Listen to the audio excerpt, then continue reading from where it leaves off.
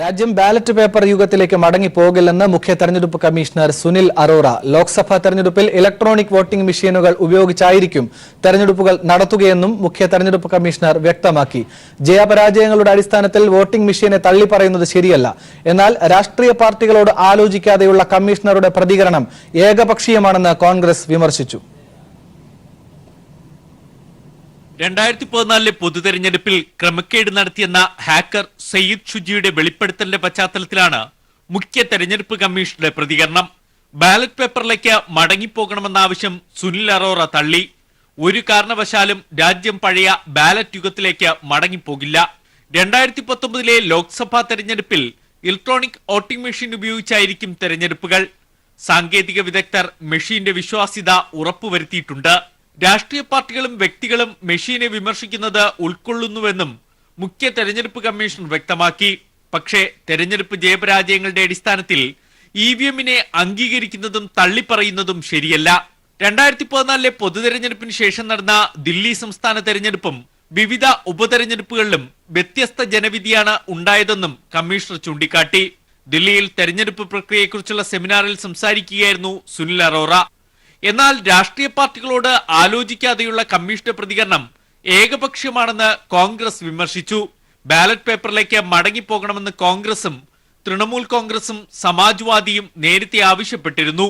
EVM മെഷീനെ കുറിച്ച് ലണ്ടനിൽ വാർത്താസമ്മേളനം നടത്തിയ അമേരിക്കൻ ഹാക്കർക്കെതിരെ തെരഞ്ഞെടുപ്പ് കമ്മീഷൻ നൽകിയ പരാതിയുടെ അടിസ്ഥാനത്തിൽ ദില്ലി പോലീസ് അന്വേഷണത്തിലാണ്.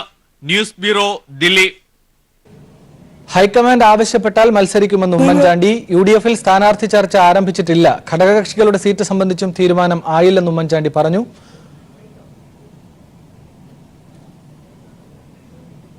നിങ്ങൾക്ക് വളരെയധികം ബുദ്ധിമുട്ടുണ്ടാക്കുന്ന ഒരു സമര രീതിയാണ്.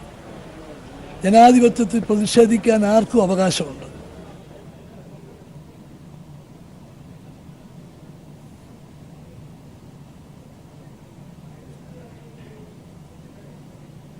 സണ്ണി ജോസഫ് ചേരുന്നുണ്ട്. സണ്ണി, മുൻ നിലപാട് മാറ്റുക മാത്രമല്ല KPCC പ്രസിഡന്റ് പറഞ്ഞതനുസരിച്ച് ധാരണകളൊന്നും ആയിട്ടില്ല എന്നുകൂടി ഉമ്മൻചാണ്ടി പറയുന്നുണ്ടല്ലോ. ലോക്സഭാ തെരഞ്ഞെടുപ്പുമായി ബന്ധപ്പെട്ട് യുഡിഎഫ് ഘടകകക്ഷികൾക്കിടയിലും പ്രത്യേകിച്ച് കോൺഗ്രസിനകത്ത് ഉള്ള ഭിന്നാഭിപ്രായവും ആശയക്കുഴപ്പങ്ങളെല്ലാം പുറത്തു വരുന്നതാണ്. ഇന്നലെയും ഇന്നുമായി ഉമ്മൻചാണ്ടിയും KPCC പ്രസിഡന്റ് മുല്ലപ്പള്ളി രാമചന്ദ്രൻ നടത്തിയിട്ടുള്ള പ്രസ്താവനകൾ. ഇന്നലെ മുല്ലപ്പള്ളി പറഞ്ഞത് ഉമ്മൻചാണ്ടി സ്ഥാനാർത്ഥിത്വത്തിലേക്ക് വരും, അദ്ദേഹം ലോക്സഭാ കാൻഡിഡേറ്റ് ആയിരിക്കും കോൺഗ്രസിന്റെ. അപ്പോൾ തന്നെ വൈകിട്ടോടുകൂടി ഉമ്മൻചാണ്ടി മാധ്യമങ്ങളോട് പറഞ്ഞത് താൻ മത്സരിക്കാനേ ഇല്ല എന്ന നിലയിൽ അവർ മറുപടി പറയുകയുണ്ടായി. ഇന്ന് സ്ഥിതിയിലൊരു മാറ്റം വന്നിരിക്കുന്നു. മുല്ലപ്പള്ളി പറഞ്ഞിരിക്കുന്നത് കേരളത്തിലെ UDFന്റെ സ്ഥാനാർത്ഥികളെ നിർണ്ണയിച്ചും സംബന്ധിച്ചും അതുപോലെ തന്നെ സീറ്റുകളെ സംബന്ധിച്ചുള്ള ചർച്ചകൾ ആരംഭിച്ചു കഴിഞ്ഞു. അതിനുടൻ തന്നെ മറുപടി ഉമ്മൻചാണ്ടി പറയുന്നത് സ്ഥാനാർത്ഥി ചർച്ചയോ മുന്നണികൾ തമ്മിലുള്ള ഘടകകക്ഷികൾ തമ്മിലുള്ള ചർച്ചകൾ ഇതുവരെ ആരംഭിച്ചിട്ടില്ല, സ്ഥാനാർത്ഥി നിർണയം സംബന്ധിച്ച് ചർച്ച നടന്നിട്ടില്ല. മാത്രമല്ല അദ്ദേഹം വ്യക്തിപരമായി തന്നെ പരാമർശിച്ച് പറഞ്ഞ കാര്യങ്ങൾക്കുള്ള മറുപടി കൂടി വ്യക്തമാക്കി. ഹൈക്കമാൻഡ് ആവശ്യപ്പെടുകയാണെങ്കിൽ താൻ മത്സരിക്കും. ഇപ്പോൾ താൻ മത്സരിക്കാൻ വ്യക്തിപരമായി ആഗ്രഹം പ്രകടിപ്പിച്ചിട്ടില്ല, തനിക്ക് അതിന് താല്പര്യമില്ല. പക്ഷേ പാർട്ടി കോൺഗ്രസ് ഹൈക്കമാൻഡ് ആവശ്യപ്പെടുകയാണെങ്കിൽ താൻ മത്സരിക്കും എന്ന് ഉറപ്പിച്ചു പറയുന്ന നിലപാട് കാസർഗോഡ് അദ്ദേഹം മാധ്യമപ്രവർത്തകരായി പറഞ്ഞു. നേരത്തെ കേരള കോൺഗ്രസ് ജോസ് കെ മാണി നയിക്കുന്ന കേരള കോൺഗ്രസ് കേരള യാത്രയുടെ ഉദ്ഘാടന ചടങ്ങിൽ പൊതുയോഗം ഉദ്ഘാടനം ചെയ്തുകൊണ്ട് അദ്ദേഹം പറഞ്ഞു കോട്ടയം സീറ്റ് മറ്റാർക്കും കൊടുക്കില്ല, അത് കേരള കോൺഗ്രസിന് അവകാശപ്പെട്ടതാണ്, അതിൽ മാറ്റമില്ല. ഘടകകക്ഷിയുടെ ഒരു സീറ്റും കോൺഗ്രസ് പിടിച്ചെടുക്കാൻ ആഗ്രഹിക്കുന്നില്ല. അങ്ങനെയുള്ള പ്രചാരണങ്ങൾ യാതൊരു അടിസ്ഥാനമില്ലെന്ന് അസന്നിഗ്ധമായി അദ്ദേഹം പ്രഖ്യാപിക്കുകയും ചെയ്തു. കോൺഗ്രസിന്റെ ഔദ്യോഗിക വക്താവ്, അതിന്റെ ഉത്തരവാദപ്പെട്ട ആൾ എന്ന നിലയിൽ തന്നെ ഉള്ള ഒരു അഭിപ്രായ പ്രകടനമാണ് കേരള കോൺഗ്രസ് കാസർഗോഡ് ഉദ്ഘാടനം ചെയ്ത കേരള കോൺഗ്രസിന്റെ കേരള യാത്രയിലും അദ്ദേഹം നടത്തിയിട്ടുള്ളത്. ആനന്ദ്. സണ്ണി ജോസഫാണ് വിശദാംശങ്ങൾ നൽകിയത്. എന്നാൽ MLA-മാർ മത്സരിക്കരുത് എന്ന് ഹൈക്കമാൻഡ് തീരുമാനിച്ചിട്ടില്ലെന്നും സ്ഥാനാർത്ഥിത്വം തീരുമാനിക്കുന്നത് ഹൈക്കമാൻഡ് ആണെന്നും മുല്ലപ്പള്ളി രാമചന്ദ്രൻ പറഞ്ഞു. ഉമ്മൻചാണ്ടി ഏറ്റവും മികച്ച സ്ഥാനാർത്ഥിയാണെന്നും അദ്ദേഹം കൂട്ടിച്ചേർത്തു. ഉമ്മൻചാണ്ടി ഞാൻ പറഞ്ഞല്ലോ, ഞങ്ങളെ സംബന്ധിച്ചിടത്തോളം എല്ലാ കാലത്തും എവിടെയും നിർത്താൻ സാധിക്കുന്ന മികച്ച സ്ഥാനാർത്ഥിയാണ്. അദ്ദേഹം എവിടെ നിന്നാലും വമ്പിച്ച വോട്ടിന് ജയിക്കും, ഒരു സംശയമില്ല. ഉമ്മൻചാണ്ടിയുടെ സ്ഥാനാർത്ഥിത്വം തള്ളാതെ AICC general secretary Mukul Wasnik തീരുമാനം KPCC എടുക്കുമെന്നും അദ്ദേഹം പറഞ്ഞു. പാർലമെന്റ് തെരഞ്ഞെടുപ്പ് മുന്നൊരുക്കങ്ങൾ ചർച്ച ചെയ്യുന്നതിനായാണ് മുകുൾ വാസ്നിക് കേരളത്തിൽ എത്തിയത്. all the party workers at various levels are completely charged up in preparing for the elections. As far as selection of candidates is concerned, you are aware that we have a process. ഘടകകക്ഷികൾക്ക് seat കൊടുക്കാതിരിക്കാനുള്ള അധികാരം UDF-നുണ്ടെന്ന് K Sudhakaran. KPCC president മത്സരിക്കുന്നത് ശരിയല്ല. കാസർഗോഡ് പ്രസംഗത്തിന്റെ ഉദ്ദേശശുദ്ധി നല്ലതായിരുന്നു. സ്ത്രീ സമൂഹത്തെ അപമാനിച്ചിട്ടില്ലെന്നും ആർക്കെങ്കിലും വേദന തോന്നിയെങ്കിൽ ഖേദം പ്രകടിപ്പിക്കുന്നുവെന്നും കെ സുധാകരൻ പ്രതികരിച്ചു. കോൺഗ്രസിനെ സംബന്ധിച്ചിടത്തോളം നിലവിലുള്ള സാഹചര്യത്തിനനുസരിച്ച് സീറ്റുകൾക്കനുസരിച്ച് മുൻപോട്ട് പോകുക എന്നതാണ് KPCCയുടെ തീരുമാനം. അതിനകത്തൊരു വ്യതിയാനം വരുത്താനുള്ള ഒരു സാഹചര്യവും കേരളത്തിൽ ഇല്ല. ആവശ്യപ്പെടാൻ അവർക്ക് അധികാരമുണ്ട്, കൊടുക്കാതിരിക്കാൻ UDF-നും അധികാരമുണ്ട്. അങ്ങനെ ഒരു സ്ത്രീ സമൂഹത്തെ ആക്ഷേപിക്കാൻ മനസ്സാ വാചാ കർമ്മണ ഞാൻ ഉദ്ദേശിച്ചിട്ടില്ല. ഇനി ആ വാക്കുകൾ ആരെയെങ്കിലും നോവിച്ചെങ്കിൽ അതിന് ഞാൻ പരസ്യമായി ക്ഷമ ചോദിക്കുന്നു. ലോക്സഭാ തെരഞ്ഞെടുപ്പിൽ ലീഗ് 3-ാം സീറ്റ് ആവശ്യപ്പെടണമെന്ന് സമസ്ത, സമവായ ശൈലി അവസാനിപ്പിക്കണമെന്നും സമസ്ത മുഖപത്രം. അതേസമയം 3-ാം സീറ്റിന്റെ കാര്യം പാർട്ടി ചർച്ച ചെയ്തിട്ടില്ലെന്ന് സമസ്ത പറഞ്ഞത് അവരുടെ മാത്രം അഭിപ്രായമെന്നും league general secretary KPA Majeed പ്രതികരിച്ചു. വിവരങ്ങളുമായി PV കുട്ടൻ ചേരുന്നുണ്ട്. കുട്ടൻ, എന്തൊക്കെയാണ് KPA മജീദ് ഇക്കാര്യത്തിൽ വ്യക്തമാക്കുന്നത്? സ്ഥാനത്ത് കോൺഗ്രസിന് കീഴടങ്ങുന്ന മുസ്ലിം ലീഗ് നിലപാടിനെതിരെ രൂക്ഷമായ വിമർശനമാണ് സമസ്ത ഉന്നയിച്ചിരിക്കുന്നത്. കാലങ്ങളായി തുടരുന്ന സമവായ ശൈലി ലീഗ് നേതൃത്വം ഉപേക്ഷിക്കണം. ലോക്സഭാ തെരഞ്ഞെടുപ്പിൽ ലീഗ് 3-മതൊരു സീറ്റ് കൂടി ആവശ്യപ്പെടണമെന്നും സമസ്തയുടെ മുഖപ്രസംഗത്തിൽ ആവശ്യപ്പെടുന്നു.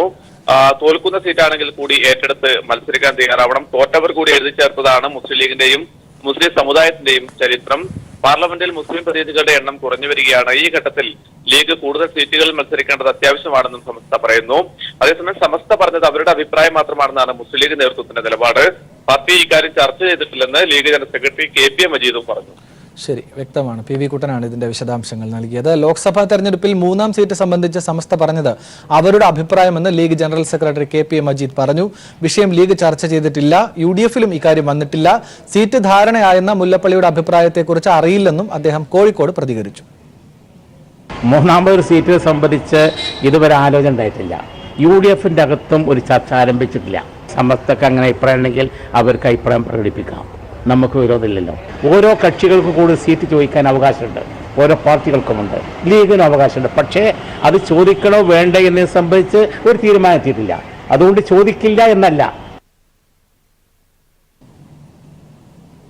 UDF-ൽ സ്ഥാനാർത്ഥി നിർണയം പൂർത്തിയായെന്ന മുല്ലപ്പള്ളിയുടെ വാദം തള്ളി ഉമ്മൻചാണ്ടിയും ലീഗും. UDF-ൽ സീറ്റ് ചർച്ചകൾ തുടങ്ങിയിട്ടില്ലെന്ന് ഉമ്മൻചാണ്ടി. സ്ഥാനാർത്ഥി നിർണയം പൂർത്തിയായെന്ന് മുല്ലപ്പള്ളി എന്ത് അടിസ്ഥാനത്തിലാണ് പറഞ്ഞതെന്ന് അറിയില്ലെന്ന് KPA മജീദും പറഞ്ഞു. UDF ഘടകകക്ഷികൾക്ക് കൂടുതൽ സീറ്റുകൾ നൽകില്ല എന്നാണ് കെ സുധാകരൻ ഇതുമായി ബന്ധപ്പെട്ട് പ്രതികരിച്ചത്. ലെസ്ലി ജോൺ ചേരുന്നുണ്ട്. ലെസ്ലി, എന്തൊക്കെയാണ് വിവിധ നേതാക്കളുടെ ഭാഗത്തുനിന്നുണ്ടാകുന്ന പ്രതികരണങ്ങൾ? അത് കോൺഗ്രസിന്റെ സ്ഥാനാർത്ഥി നിർണയത്തിൽ ഉണ്ടാകുന്ന പ്രശ്നങ്ങളിലേക്ക് കാര്യങ്ങൾ രൂക്ഷമാകുന്ന സ്ഥിതിവിശേഷമാണ് ഇപ്പോൾ നിലവിലുള്ളത്. നിരവധി നേതാക്കൾ അവരുടെ വ്യത്യസ്തമായ അഭിപ്രായങ്ങളുമായാണ് ഇപ്പോൾ രംഗത്ത് വരുന്നത്. നിലവിൽ KPCC പ്രസിഡന്റ് സാധ്യതാ ലിസ്റ്റുകൾ ഉണ്ടായിട്ടുണ്ട് എന്നുള്ള വ്യക്തമാക്കിയിരുന്നു. എന്നാൽ ഇതിനെ ഖണ്ഡിച്ചുകൊണ്ടാണ് ഇപ്പോൾ ഉമ്മൻചാണ്ടി ഉൾപ്പെടെയുള്ള നേതാക്കന്മാരും ഘടകകക്ഷി നേതാവും രംഗത്ത് വന്നിരിക്കുന്നത്. ലീഗ് ഇത്തരത്തിലൊരു നീക്കുപോക്കുകളോ അഥവാ ചർച്ചകളോ ഉണ്ടായിട്ടില്ല എന്ന് പറയുന്നുണ്ട്. അത്തരത്തിൽ സമാനമായ അഭിപ്രായം തന്നെയാണ് ഉമ്മൻചാണ്ടിയുടെ ഭാഗത്തു നിന്നും ഉണ്ടായിരിക്കുന്നത്. ഇതിന് പ്രധാന കാരണം ഈ വരുന്ന ദിവസങ്ങളിൽ 29 മുമ്പ് തന്നെ ഉഭയകക്ഷി ചർച്ചകൾ നടക്കേണ്ടതുണ്ട്. ഈ ചർച്ചകൾക്ക് ശേഷം മാത്രമായിരിക്കും UDF-ന്റെ അന്തിമ സ്ഥാനാർത്ഥി നിർണയം നടക്കുക എന്നുള്ളതാണ് പറഞ്ഞിരിക്കുന്നത്. എന്നാൽ ഇതിന് മുന്നോടിയായി തന്നെ കൊല്ലത്ത് RSP സ്ഥാനാർത്ഥിയെ പ്രഖ്യാപിക്കുന്ന സാഹചര്യവും ഉണ്ടായി. ഇത് ഒരു തരത്തിൽ UDF-നെ വെല്ലുവിളിച്ചുകൊണ്ടായിരുന്നു AICC ഇത്തരത്തിൽ MK പ്രേമചന്ദ്രനെ കൊല്ലത്തെ UDF സ്ഥാനാർത്ഥിയായി അവരുടെ പാർട്ടിയെ പ്രഖ്യാപിച്ചത്. ഇത് യാതൊരു തരത്തിലുള്ള കൂടിയാലോചനകളും UDF-ൽ നടന്നിട്ടില്ല. ഇതിന്റെ ഏറ്റവും പ്രധാനമായ വിഷയം ഉഭയകക്ഷി ചർച്ചകളിലൂടെ മാത്രമേ ഇത്തരത്തിലുള്ള തീരുമാനങ്ങൾ എടുക്കാവൂ എന്നുള്ള UDF-ന്റെ തീരുമാനം ലംഘിച്ചുകൊണ്ടാണ് ഇത്തരത്തിൽ RSP സ്വന്തം നിലയ്ക്ക് സ്ഥാനാർത്ഥിയെ പ്രഖ്യാപിക്കുന്ന സാഹചര്യം ഉണ്ടായത്. ഈ സാഹചര്യം നിലനിൽക്കുന്ന ഘട്ടത്തിൽ തന്നെയാണ് ഇപ്പോൾ ലീഗ് ഉഭയകക്ഷി ചർച്ചകൾ ആരംഭിച്ചിട്ടില്ല എന്നുള്ള അഭിപ്രായം പറഞ്ഞത്. ഉഭയകക്ഷി ചർച്ചകൾക്ക് ശേഷം മാത്രമായിരിക്കും UDF-ന്റെ അന്തിമ സ്ഥാനാർത്ഥി പട്ടിക പുറത്തു വരികയുള്ളൂ. എന്തായാലും ഉമ്മൻചാണ്ടിയുടെ സ്ഥാനാർത്ഥിത്വവുമായി ബന്ധപ്പെട്ട് ഉയർന്ന വിവാദം അത് പുതിയ തലത്തിലേക്ക് എത്തിയിരിക്കുകയാണ്.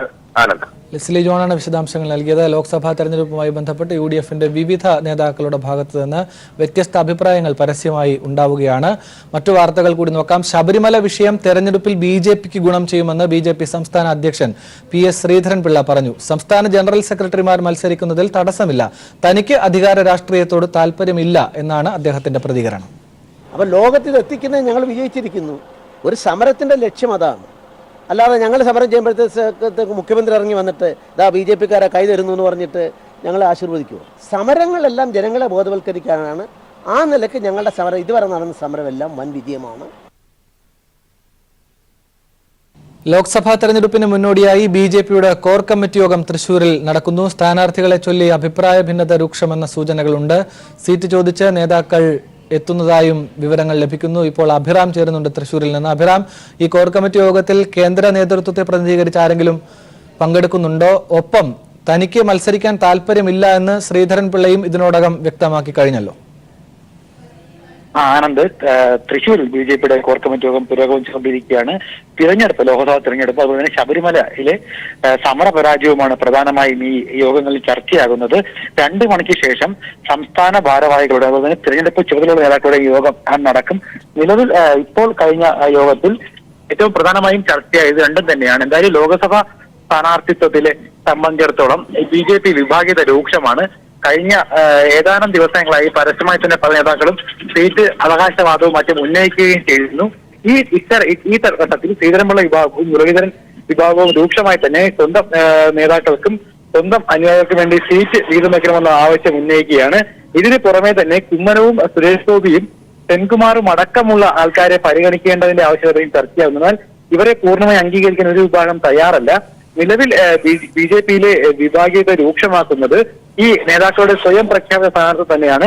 കഴിഞ്ഞ ദിവസങ്ങളിൽ മുരളീധര പക്ഷത്തുള്ള പലരും സ്ഥാനാർത്ഥികളാകുമെന്നുള്ള വാർത്ത പുറത്തുവന്നതാണ്. പക്ഷേ ഇപ്പോൾ നമുക്ക് മനസ്സിലാക്കാൻ കഴിയുന്നത് AN രാധാകൃഷ്ണനും ശോഭാ സുരേന്ദ്രനും അതുപോലെ തന്നെ ശോഭാ സുരേന്ദ്രനും K സുരേന്ദ്രനും അടക്കമുള്ള നേതാക്കൾ എന്തായാലും സ്ഥാനാർത്ഥികളാകും എന്നൊരു ഉറപ്പുണ്ട്. പക്ഷേ ഇവരെ എവിടെയെല്ലാം മത്സരത്തിനെ സംബന്ധിച്ച് പൂർണ്ണമായി ഒരു തീരുമാനത്തിലെത്താൻ BJP കഴിഞ്ഞിട്ടില്ല.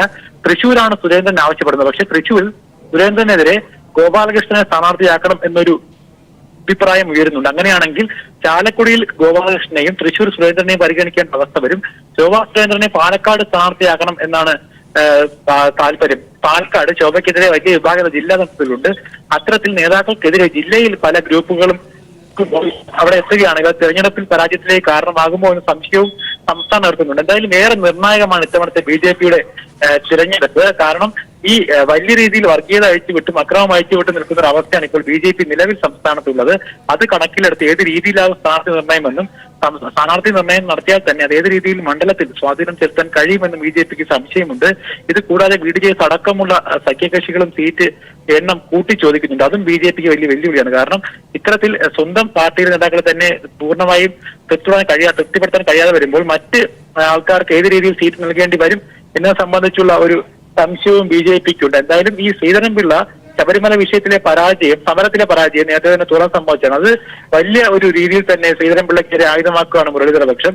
ഇത്തരത്തിൽ സമരപരാജയം സംസ്ഥാന അധ്യക്ഷന്റെ പരാജയമായി തന്നെ മുരളീധര വിഭാഗം ചൂണ്ടിക്കാണിക്കുകയും ചെയ്യും. അത്തരത്തിൽ വലിയൊരു വിഭാഗീയത BJPയിൽ ഇപ്പോൾ തന്നെ ഉരുത്തിരിഞ്ഞു വരുന്നത് ഈ ഇലക്ഷൻ വരാനിരിക്കെ, ലോക്സഭാ ഇലക്ഷൻ വരാനിരിക്കെ, BJPക്ക് ഏറ്റവും നിർണായകമായ തെരഞ്ഞെടുപ്പ് വരാനിരിക്കെ അത് സംസ്ഥാന രാഷ്ട്രീയത്തിൽ BJP കൂടുതൽ കുടുക്കിലേക്ക് കൊണ്ടുപോകുന്ന ഉറപ്പാണ്. അഭിറാമാണ് തൃശ്ശൂരിൽ നിന്ന് വിവരങ്ങൾ നൽകിയത്. BJPയുടെ കോർ കമ്മിറ്റി യോഗം തൃശ്ശൂരിൽ പുരോഗമിക്കുകയാണ്. ഏതായാലും അഭിറാം സൂചിപ്പിച്ചതുപോലെ ഈ ലോക്സഭാ തെരഞ്ഞെടുപ്പ് BJPക്ക് കൂടുതൽ നിർണായകമാണ്. കേരളത്തിൽ ഇപ്പോൾ തെരഞ്ഞെടുപ്പ് നടക്കുകയാണെങ്കിൽ ഉത്തർപ്രദേശിൽ BJP തകരുമെന്ന് India today survey. India today mood of the nation survey പ്രകാരം BJPയും അപ്നാദളും ചേർന്ന് 18 സീറ്റുകളിൽ മാത്രമേ വിജയിക്കൂ എന്ന് സർവേ പറയുന്നു. മഹാസഖ്യം 58 സീറ്റുകൾ വിജയിക്കുമെന്നും സർവേയിൽ ചൂണ്ടിക്കാണിക്കുന്നു. കോൺഗ്രസ് 4 സീറ്റുകളിലേ വിജയിക്കൂ. എന്നാൽ കോൺഗ്രസ് കൂടിയുള്ള സഖ്യമായിരുന്നുവെങ്കിൽ BJP 5 സീറ്റുകളിലേക്ക് ചുരുങ്ങും എന്നായിരുന്നു സർവേ ചൂണ്ടിക്കാട്ടുന്നത്. SP-BSP മഹാസഖ്യം ഉത്തർപ്രദേശിലെ കോൺഗ്രസിനെ നയിക്കാൻ പ്രിയങ്ക ഗാന്ധി. ഈ ആശങ്കകൾ BJPക്ക് തലവേദന സൃഷ്ടിക്കുന്നതിനിടെയാണ് UPയിൽ BJPക്ക് കാലിടറുമെന്ന സർവേ ഫലം കൂടി പുറത്തു വന്നിരിക്കുന്നത്.